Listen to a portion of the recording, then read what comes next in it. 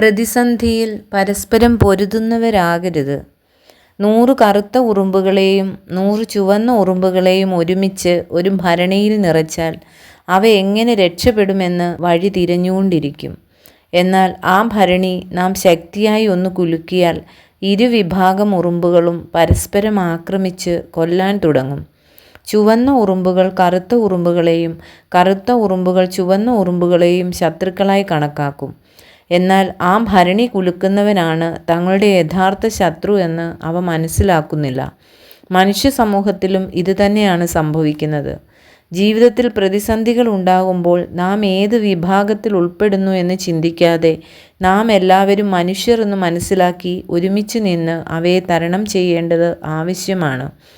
വിവിധ വിഭാഗങ്ങളായി വിഭജിക്കപ്പെടുമ്പോൾ ജീവിതത്തിൻ്റെ മനോഹാരിത നഷ്ടപ്പെടുന്നു.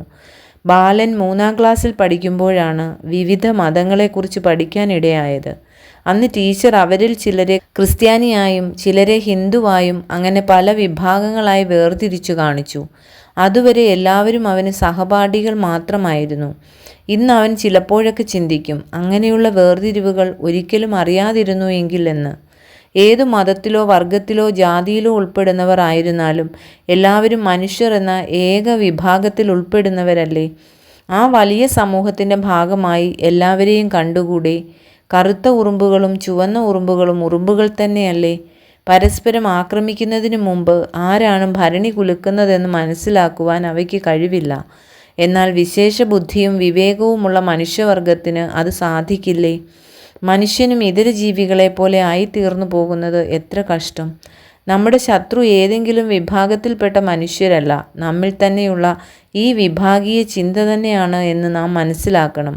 ദൈവഭക്തിയും വിശ്വാസവും മനുഷ്യരെ വേർതിരിച്ചു കാണുന്നതല്ല, എല്ലാവരെയും ഒരേപോലെ കാണുന്നതാണ് എന്ന് നാം ഗ്രഹിക്കേണ്ടതല്ലേ?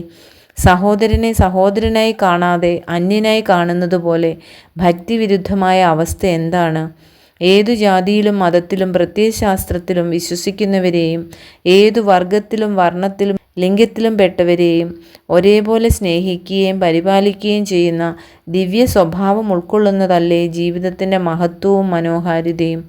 യഥാർത്ഥത്തിൽ അങ്ങനെ നമുക്കൊരുമിച്ച് നിൽക്കുവാൻ കഴിഞ്ഞാൽ ഏതു പ്രതിസന്ധികൾക്കാണ് നമ്മെ തകർക്കുവാൻ കഴിയുന്നത്?